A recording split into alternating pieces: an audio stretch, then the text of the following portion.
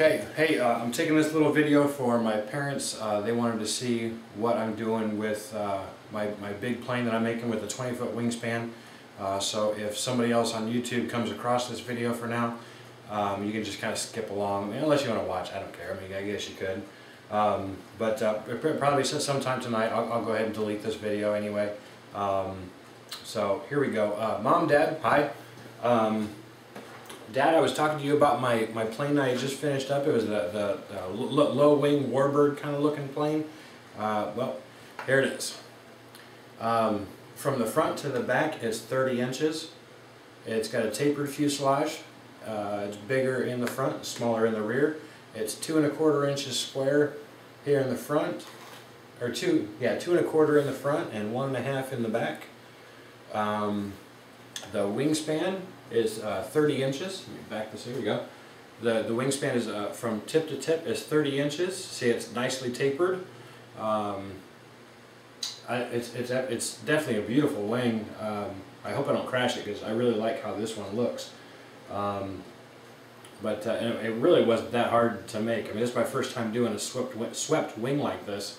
But you know, I just sat down with a piece of doodle paper and I drew up what I wanted to see, and this is pretty much it. Excuse me, hiccup. Something else I did recently, I put a little cockpit kind of guy on here, just a little scrap piece of foam board I had, and I didn't mark anything out, I just hand cut it, just what a cockpit might look like, and that's what I came out with. And you can see my art skills really are not that good. But there's my little pilot dude in there. Here's the tail section. What I wanted, I did kind of a split tail just for kind of looks. Really no other reason. It was something different. I'd never done it before. But to help keep the rigidity between the two, between the elevator, I did put a little popsicle stick in there. I hot glued that in there. My little battery compartment right here, and I've got there's a small rare earth magnet right there and another one right there, so it keeps that closed. I still put a rubber band on there just to make sure it stays closed. There's plenty of room in there for the battery. The propeller I've got on here, it's an 8-inch prop. It's actually probably about 7 3/4 now, because I had taken it out and I was doing some testing with taxiing the plane around the parking lot. So I wanted to know what it does on the ground before I shot it up in the air. And when I was doing that, the tail would come up and the prop kind of hit the pavement a few times, and I think it's a bit shorter now, but it should be okay. But yeah, that's the. Oh, here. I'll show you my landing gear that I made. I didn't buy this. The only thing I bought was the wheels. I got the wheels over at Phil's Hobby Shop. They were like $1.50 or $2, just lightweight, soft foamies. The support here, the landing gear, is it's a piece of 1/16 inch thick aluminum bar stock that I've got laying around here. I just cut off a piece and cut it here and bent it there, and this is what I came up with. The axle is just a fiberglass rod with a couple little plastic caps hot glued on there. But yeah, there's my little radio control low wing fighter plane. I put black here on the tips on the top and a bit of an orange cross on the bottom. Pretty cool looking plane. I mean, like I said, I haven't flown it yet, but I think it's pretty cool looking. I'm happy with it. Give me a second. I'm going to get things readjusted, and I'll show you the big plane.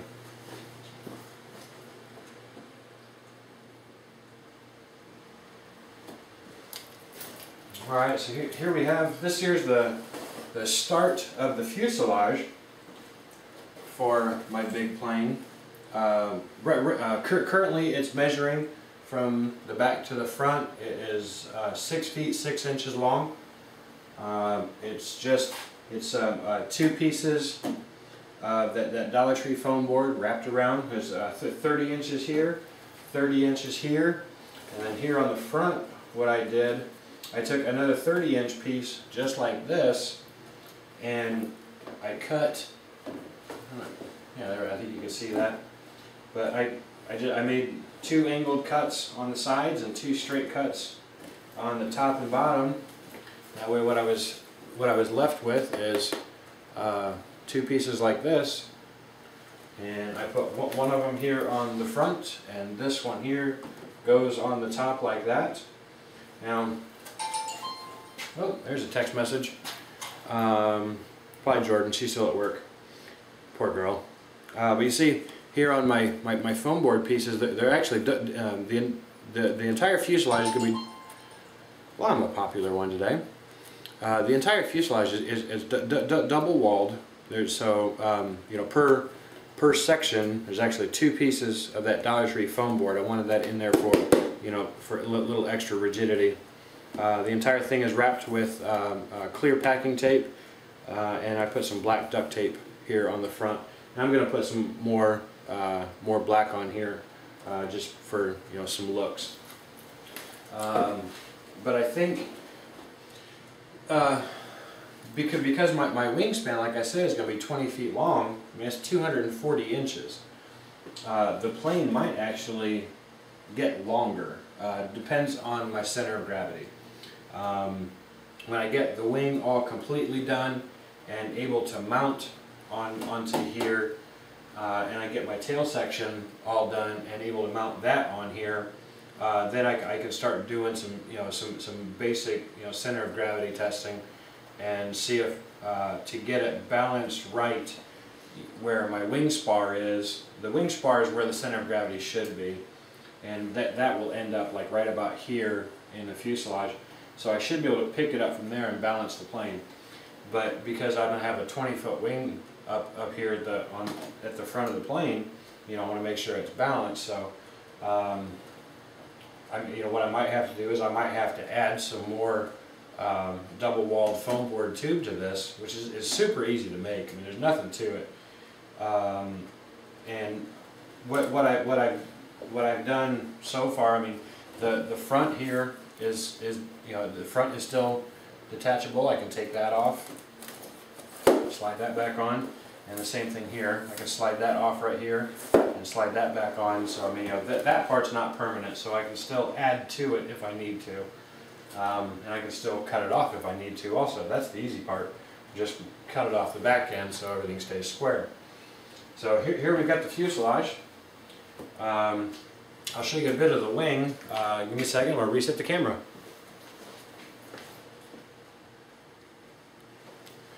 So here I've got some of my wing. We actually, like I was telling you earlier, the foam board sections come. An electrical cord there in the way. The foam board pieces come, you know, just pieces like this. It's 30 inches long and 20 inches wide. Measures out 3/16 of an inch thick. But you know, anyway, what I've done is I've taken. I figured to get my 20 feet, to make my wing sections, you know, out of the wing this way, I was going to need 12 of these. And I've taken here I've got. I really can't see that in the camera. Hang on a second. Let me turn this. Hold on a second. Earthquake. There. Now we're seeing it. Alright, so like I was saying, you know, I've got two of the pieces of foam board. It's 30 inches from this edge to this edge and 20 inches from this edge to this edge. So I've taken 2 of them and I've joined them together. So now I have a 40-inch wing section here and a bunch of various ribs that I've cut out also out of the foam board. There are, in the wing sections that are 2-piece sections, there are 14 ribs. I've got a piece of 1/2-inch inside diameter PVC here in the middle. That's where my wing spar is going to go. It's actually a piece of dowel rod. It's going to go, well, a couple pieces of dowel rod, quite a few. It's going to get pushed in through here, and that'll help that'll be the wing spar. And I've got two pieces of 3/8 inch inside diameter, or oh no, yeah, 3/8 inch inside diameter PVC tubing right here. What I'm actually going to use inside this, they're at Harbor Freight where Jordan works. They have an inexpensive electrical wire fishing kit. You know, it's a bunch of fiberglass rods that have screw together ends. And what I was thinking I'd do is I'd get my wing sections lined up like that, and just feed that fishing kit through this hole and this hole all the way down the wing, and then my wing spar will get pushed in to this tube. And the wing spar will be in there to give the wing the strength and rigidity, and these two tubes here with that electrical wire fishing kit with all the ends screwed together. And I was thinking that should help, that should hold everything together. Like on the two outer edges of the wing, maybe have like a piece of that 1/16 inch plate aluminum that I've got, and make the airfoil out of that, and just tighten down a nut with a washer, like a lock nut on here, and that would keep all of that together. You see, I'm going to readjust the camera here again. Stay with me.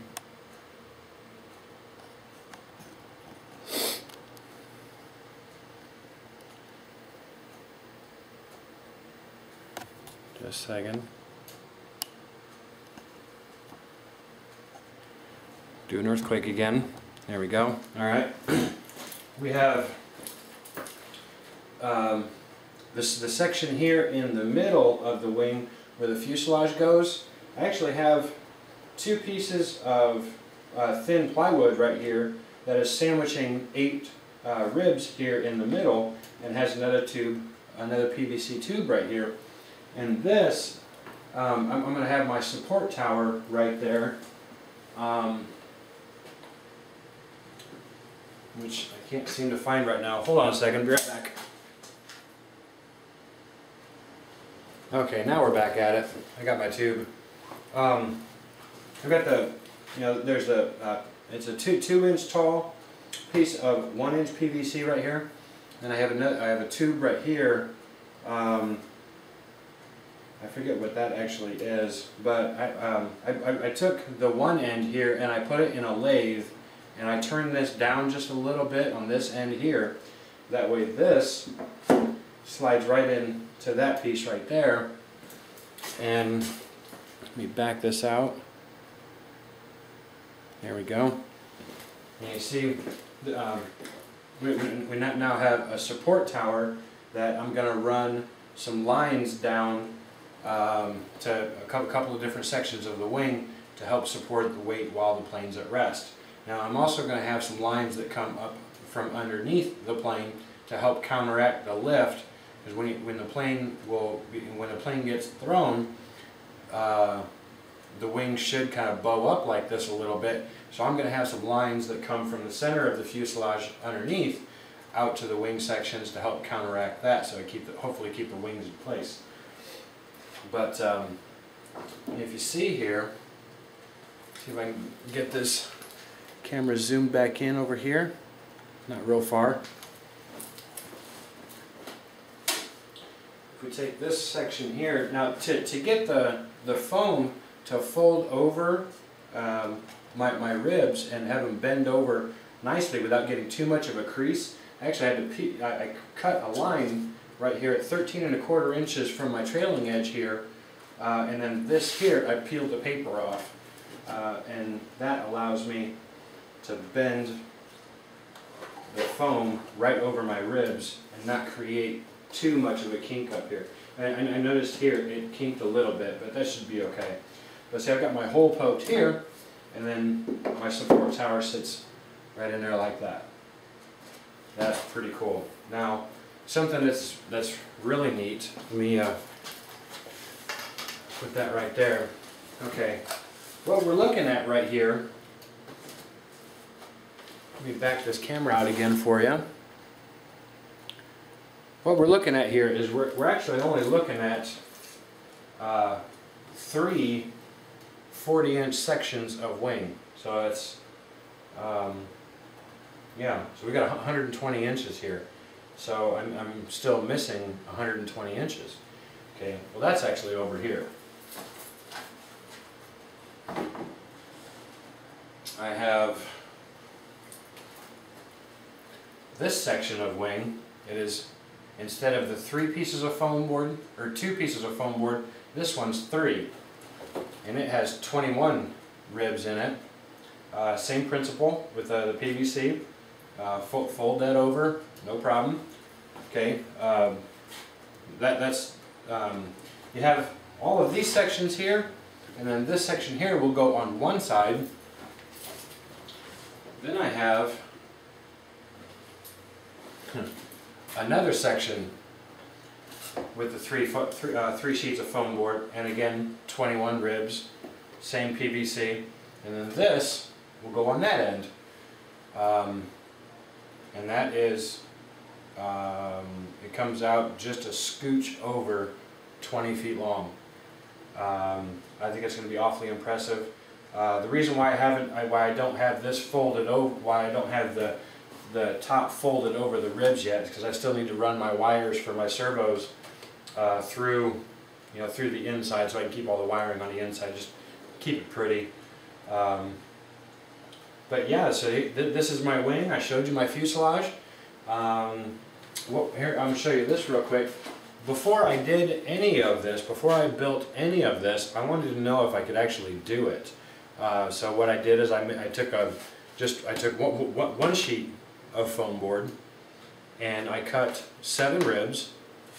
Because the reason why I have 7 ribs is because I have 2 ribs right here on this side, 2 ribs here on this side, so that what I was thinking is that when I would join them, then I would have 4 ribs, for rigidity and keep everything in line. And then I have a rib here in the middle, and then a rib in the middle there, and so I have my ribs spaced at 5 inches apart. 2 of them right here, 5-inch, 10-inch, 15-inch, and then 2 more here on the end. And that's basically how these here are all laid out. But you see, and it creates just an awesome airfoil, and still gives me plenty of foam board here to put a couple of pieces of carbon fiber in here for rigidity, and make my cut right here so that I have my aileron control surfaces made from the leftover that's hanging over here. This is not going to get cut off. It'll probably get cut off on some of them, but that'll be my aileron. And you see here, that's one of the ribs there on the inside, and you can kind of see in there. But this here's my sample piece, and it came out really good. I was real happy with it. There was a couple of improvements that I figured I could make, which I have made on this, because the first one of whatever you make comes out kind of rough, and then the more you make them, the better they get. Yeah, these here look very, very nice. So my 20-foot wing right here is actually 12 of these. As far as the motor and the electronics and all that, the servos, I think I know which ones I'm going to get. I'm probably going to go pick them up here in a little bit over at Phil's. But the power plant and all that, I'm not going to be able to know what power plant to get as far as the motor and the speed control and the propeller until I get this all together and find out how much this weighs. Because then I can take that number from the weight and be able to then be able to make a good educated guess on what kind of motor I'll get. Because I'll take that weight, find a motor and an ES and a speed control that can handle that weight, and I'll get a motor and an ESC that's a little bit bigger, so that I know that I've got enough oomph. And yeah, so that's pretty cool.